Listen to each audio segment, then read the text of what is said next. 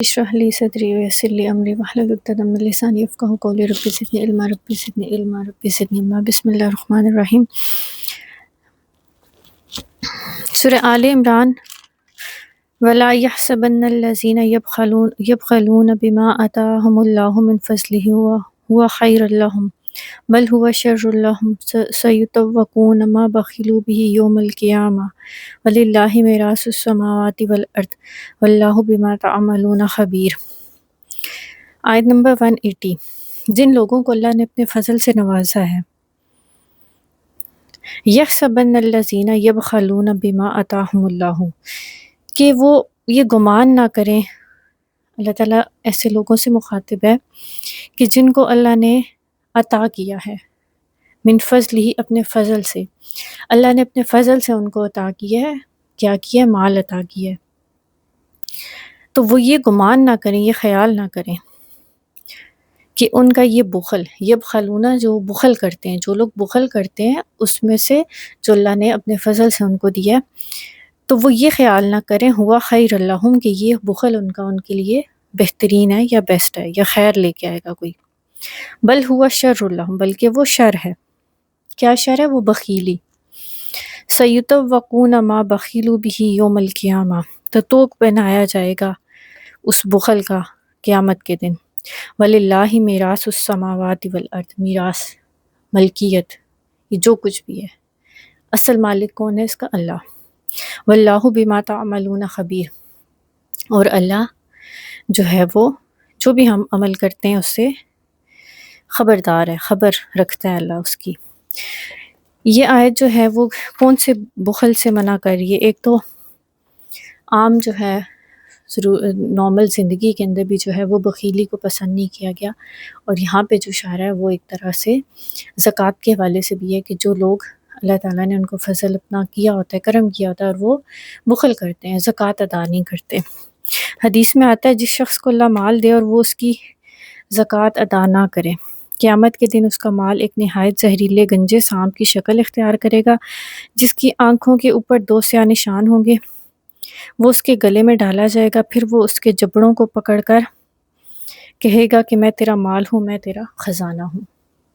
سوچیں کہ وہ مال جو آج ہم سینچ کے رکھتے ہیں، جو ہم بڑی جمع کر کے اکاؤنٹ بھر دیے ہیں، ہم نے تجوریاں بھر دی ہیں، لاکس میں رکھتے ہیں، مانگتا ہے کوئی تو ان لاکس کو کھول کے دیتے ہیں، لیکن ہم اللہ کا حق نہیں ادا کرتے، جو اللہ نے اس میں سے زکوٰۃ فرض کی ہے وہ ہم ادا نہیں کر رہے، یا ایون کہ ہم زکوٰۃ ادا کریں تو ہم صدقہ نہیں کریں، ہم اس میں سے غریبوں مسکینوں کو نہیں کھلا رہے، تو کیا ہوگا کہ وہی مال ایک سانپ بن کے آ جائے گا۔ اور یہ حقیقت ہے، قیامت کے دن یہ سب ہوگا کہ ہم آج کسی سانپ کو اپنے گلے میں ڈالتے ہیں، ہاں جس کا زہر نکلا ہو اس کو ڈال لیتے ہیں، لوگ رکھ لیتے ہیں سانپوں کو، ایسے سانپوں کو پالتے بھی ہیں، لیکن وہ زہریلا سانپ، وہ گنجا سانپ، وہ کس قسم کا سانپ ہوگا؟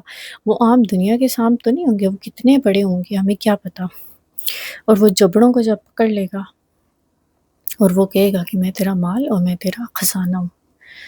تو یہ چیز ہمیں پتہ چلتی ہے حدیث سے بھی کہ جو نیک اعمال ہیں وہ ہمارے ایک خوبصورت انسان کی شکل میں آئیں گے، تو اسی طرح جو بد اعمالیاں ہیں ہماری، وہ بھی کوئی نہ کوئی روپ دھاریں گی وہاں پہ۔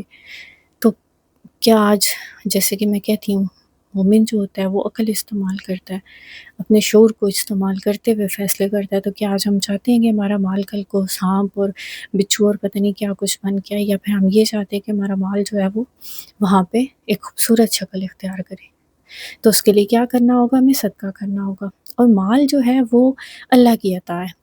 یہ مسکنسیپشن، یہ شیطان کا دھوکہ انسان کو جو ہے نا وہ ملتا ہے، اس سے نکل آنا چاہیے کہ مال آپ کی محنت کی کمائی ہے، نہیں، محنت کرنا یا ہیلا کرنا وہ ایک اللہ تعالیٰ کی سنت ہے، اللہ تعالیٰ نے ہمیں ایک طریقہ بتایا ہوا ہے کہ اسی طریقے سے مال آپ کے ہاتھ آئے گا، ٹھیک ہے، یہ ہم نے کرنا ہے، لیکن دینے والی ذات کون ہے؟ اللہ تعالیٰ کی۔ بہت سارے لوگ محنت کے باوجود بھی اتنا نہیں کما پاتے، تو کیا محنت سے اگر ملتا ہو، محنت میں ہوتا تو پھر ہر بندہ نکل پڑتا، ٹھیک ہے، تو یہ اللہ تعالیٰ کی دین ہوتی ہے، اللہ تعالیٰ کا فضل ہے۔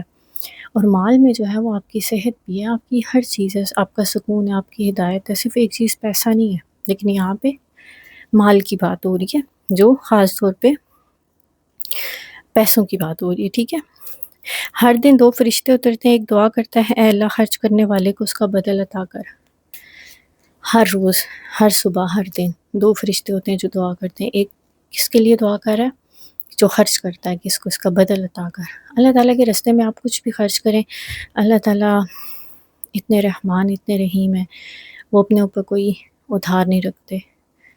وہ ہم اللہ کا دیا ہوا لے کے اللہ سے اللہ کے راستے میں ہی خرچ کر دیتے ہیں، تو ہمارا نہ اللہ پہ کوئی احسان ہے نہ کبھی ہو سکتا ہے۔ یہ اللہ کا فضل و کرم ہے کہ وہ ہمیں ہمارے خرچ کا ڈبل ٹرپل کر کے دیتا ہے ہمیں۔ اور دوسرا دعا کیا کرتا ہے؟ روک کے رکھنے والے کا مال ہلاک کر دے۔ ہم سمجھتے ہیں کہ ہم اگر جمع کرتے ہیں، جمع کر کے جو ہم رکھتے ہیں وہ ہمارے کام آتا ہے، ایسا کچھ بھی نہیں ہے، یہ اصول نہیں ہے۔ اگر آپ کو مال زیادہ کرنا ہے اپنا تو آپ زیادہ خرچ کرنا شروع کر دیں۔ جیسے وہ نفق ہوتا ہے، نفق قرآن میں ہی ورڈ ہے، تو وہ کیا ہوتا ہے؟ 2 سوراخ ہوتے ہیں، ایک سائڈ سے جا رہا ہے اور دوسری سائڈ سے وہ چیز نکل رہی ہے، تو اس طرح سے مال کے ساتھ آپ کریں۔ آپ کے پاس آیا، دوسری طرف سے آپ اس کو لٹانا شروع کریں۔ ہاں اپنی ضرورت کے لیے رکھیں، اپنے خرچ کے لیے رکھیں، لیکن یہ جو جمع کرنے کا، یہ سیونگ، بینک اکاؤنٹ میں سیونگ اکاؤنٹ بنانے کا اور یہ سب کچھ انشورنس اور پتہ نہیں کیا کچھ، یہ سب فضولیات ہیں۔ انسان اللہ پہ توکل کرے تو کہتے ہیں اللہ تعالیٰ ایسے رزق دیتا ہے جیسے پرندوں کو رزق دیتا ہے کہ وہ صبح جاتے ہیں اور شام واپس۔ اور سب سے بڑی بات ہے ہمیں زندگی کا بھروسہ ہے، کیا ہمیں پتہ ہے ہم اگلے لمحے ہیں کہ نہیں ہے؟ جب آپ ان چیزوں پہ غور کریں گے نا تو پھر یہ مال کی محبت آٹومیٹیکلی نکل جاتی ہے اور پھر انسان عمل کی طرف آتا ہے۔ اور صدقے سے بہترین کوئی چیز نہیں ہے۔ بہترین صدقہ وہ ہے جو آدمی اپنی خوشحالی کے وقت کرے، یہ بھی حدیث سے پتہ چلتا ہے۔ ہم کیا کرتے ہیں، ہمارا الٹا ہوتا ہے، جب کوئی مصیبت آ جاتی ہے تو پھر ہم صدقہ نکالتے ہیں، نہیں، اچھے ٹائم میں نکالیں۔ اور اس کے علاوہ یہ بھی پتہ چلتا ہے کہ جب آپ بہترین صدقہ وہ بھی ہے کہ جس میں آپ کو اپنی محتاجی، مطلب اپنی اس کا ڈر ہو مفلسی کا، کہ آگے آپ غریب ہو جائیں گے، آپ کے پاس کم ہو جائیں گے، آپ کے پاس نہیں رہیں گے، تو وہ جو صدقات ہے وہ بھی بہت بیسٹ ہے۔ اور اس چیز پہ ایمان رکھیں کہ اللہ تعالیٰ بدل عطا کرتا ہے، اللہ تعالیٰ ہم سے پیار کرتے ہیں۔